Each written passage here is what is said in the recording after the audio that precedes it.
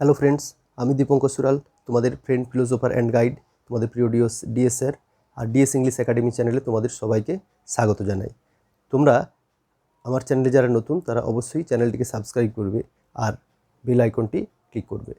আচ্ছা, আজকে আমরা যে বিষয়টা নিয়ে আলোচনা করতে চলেছি সেটা হলো এইচএস। তোমরা প্রত্যেকেই জানো যে এইচএসের সিলেবাস চেঞ্জ হয়েছে এবং নাম্বার প্যাটার্ন, পরীক্ষার প্যাটার্ন সমস্ত কিছু পরিবর্তন হয়ে গেছে। আগের মতো আর একটা এইচএস পরীক্ষা রইল না, এবারে সেমিস্টার সিস্টেম হয়ে গেল, যেটা পুরোটা মানে ভাগে ভাগে পার্টে পার্টে হয়ে গেল। 11-এ দুটো সেমিস্টার, ফার্স্ট সেমিস্টার এবং সেকেন্ড সেমিস্টার, এবং 12ও একইভাবে ফার্স্ট সেমিস্টার এবং সেকেন্ড সেমিস্টার এভাবে। তাও ক্লাস 11-এর যে ফার্স্ট সেমিস্টার সেটা নিয়ে আমরা আলোচনা করব। আমাদের পরীক্ষা কিন্তু সেপ্টেম্বরের মাঝামাঝি হতে চলেছে, সময় হাতে খুব কম, তাই খুব ভালোভাবে প্রিপারেশন করতে হবে। ইন্টারেস্টিং ভিডিও হতে চলেছে, তোমরা প্রথম থেকে শেষ পর্যন্ত স্কিপ না করে অবশ্যই ভালো করে দেখবে এবং যারা নতুন তারা সাবস্ক্রাইব করবে এবং কমেন্ট করবে, কমেন্টে জানতে চাইবে কী বিষয় নিয়ে তোমরা আরও ভিডিও দেখতে চাও। আর অবশ্যই আমার একটা লাইক করবে, একটা লাইক অনেক মোটিভেট করে আমাদেরকে আরও ভিডিও বানাতে। চলো আমরা কথা না বাড়িয়ে আলোচনা শুরু করি। ফার্স্ট সেমিস্টার 11-এর ফার্স্ট যে সেমিস্টার হবে 40 নাম্বার থিওরি এবং 10 নাম্বার প্রজেক্ট। 40 নাম্বার থিওরির পুরোটাই হবে এমসিকিউ আকারে, মানে এমসিকিউ প্যাটার্ন। তাই তোমাদেরকে ইন ডিটেল পড়তে হবে। ইন ডিটেল যদি না পড়ো তাহলে কিন্তু তোমরা ভালো রেজাল্ট করতে পারবে না। আমাদেরকে পুরো নাম্বার পেতে এই টার্গেট নিয়ে আমরা এগোবো। তো চলো আমাদের প্রোজ পার্ট থেকে প্রথমে আছে, আমরা দেখতে পাচ্ছি অ্যান অ্যাস্ট্রোলজার ডে বাই আর কে নারায়ণ। খুব ইন্টারেস্টিং একটা শর্ট স্টোরি, আমরা এটা যখন পড়বো দেখতে পাবো। অ্যান অ্যাস্ট্রোলজার ডে, আর কে নারায়ণের লেখা। এটার থেকে 4টি এমসিকিউ প্রশ্ন থাকবে, 4টিই তোমাদেরকে করতে হবে, 4 মার্কস। তারপরে সেকেন্ড প্রোজ যেটা আছে, the Swami and mother worship from the master as I saw him by sister Nivedita. Sister নিবেদিতার লেখা the master as I saw him, ওখান থেকে একটা তোলা হয়েছে the Swami and mother worship. ওখান থেকে 3টি প্রশ্ন থাকবে, সবটাই এমসিকিউ আকারে। এরপরে থার্ড আছে Amarnath from the master as I saw him by sister Nivedita. ওই সিস্টার নিবেদিতার লেখা the masters as I saw him, ওখান থেকে নেওয়া হয়েছে অমরনাথ নামে শর্ট স্টোরিটা। এখান থেকেও তোমাদের 3টি প্রশ্ন থাকবে, 3 নাম্বার।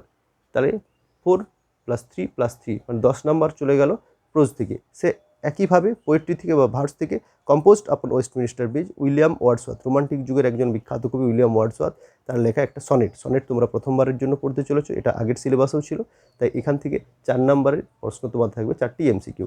তারপরে আছে the bangle sellers, the bangle sellers, bangle মানে চুড়ি বিক্রেতা, বেঙ্গল সেলার্স, সরোজিনী নাইডু। এটা খুব একটা ইন্টারেস্টিং একটা পোয়েম হবে, পড়বে যখন বুঝতে পারবে। এখান থেকে 3 মার্কস প্রশ্ন পড়বে, 3টা এমসিকিউ, তিনটাই করতে হবে। দ্য সেকেন্ড কামিং, নেক্সট হচ্ছে দ্য সেকেন্ড কামিং, WB ইয়েটসের লেখা।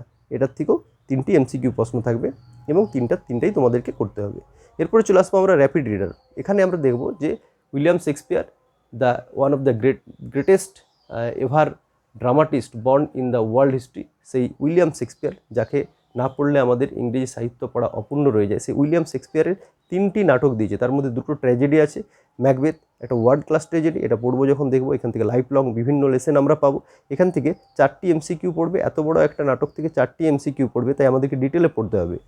অথেলো, এটাও একটা ট্র্যাজেডি, এটা থেকে 3 নম্বরের পড়বে। আর অ্যাজ ইউ লাইক ইট, এটা উইলিয়াম শেক্সপিয়ারের লেখা একটা বিখ্যাত কমেডি, সেখান থেকেও আমাদের 3টি প্রশ্ন থাকবে, 3টি এমসিকিউ, আমাদেরকে তিনটি করতে হবে। তাহলে এইভাবে 10 হয়ে গেল। তাহলে প্রোজ থেকে 10, পোয়েট্রি থেকে 10 এবং ড্রামা পার্ট ওখান থেকে 10, 3 10 30 হয়ে গেল। আর 10 নম্বর যেটা পড়ে থাকলো সেটা হচ্ছে গ্রামার কি টেক্সচুয়াল গ্রামার, মানে আমরা প্রোজ আর পোয়েট্রি থেকে আমরা পেয়ে যাব গ্রামারগুলো। আচ্ছা, গ্রামারের মধ্যে কী কী আছে আমরা একটু আলোচনা করে নিই। দেখো, গ্রামারের মধ্যে আছে টেন্স আছে, ভয়েস আছে, ইনডাইরেক্ট স্পিচ আছে, ফ্রেজাল ভার্ব আছে, প্রিপোজিশন আছে, ক্লজ আছে, পার্টিসিপেল আছে, জেরান্ড আছে এবং ট্রান্সফরমেশন অফ সেন্টেন্স, মানে এক সেন্টেন্স থেকে সিম্পল থেকে কমপ্লেক্স, কমপ্লেক্স থেকে সিম্পল ইত্যাদি পরিবর্তন, এগুলোর থেকে আমরা পেয়ে যাব। তাহলে এগুলো সবই আমরা 9 বা 10-এ পড়েছি। আসলে গ্রামার 9 আর 10-এর থেকে আর ওইখানেই যা গ্রামার সেটাই হয়। এবার এলিফেন্ট আকারে দেওয়া থাকে, তাই তোমাদেরকে এগুলো যখন আমরা টেক্সট আলোচনা করব, যখন পড়বো, তখনই আমরা এই গ্রামারগুলো নিয়ে আলোচনা করব। এরপরে চলে আসবো কম্প্রিহেনসিভ আনসিন। এখানে রিডিং কম্প্রিহেনসিভ, এখানে একটা প্যাসেজ থাকবে, তোমরা আনসিন 9 10-এ যথেষ্ট করেছো, ওরকমই একটা আনসিন পড়বে, কিন্তু সেখান থেকে 5টি শুধু এমসিকিউ থাকবে। তাই ইন ডিটেলে ভালো করে আনসিনটাকে পড়তে হবে, আনসিন কিন্তু প্র্যাকটিস করতে হবে। তাই আমাদের এই হচ্ছে সিলেবাস। এই সিলেবাসের 40 নাম্বারের জন্য একটা নাম্বারও কাটা যায়, সেইভাবেই আমাদেরকে প্রিপারেশন করতে হবে।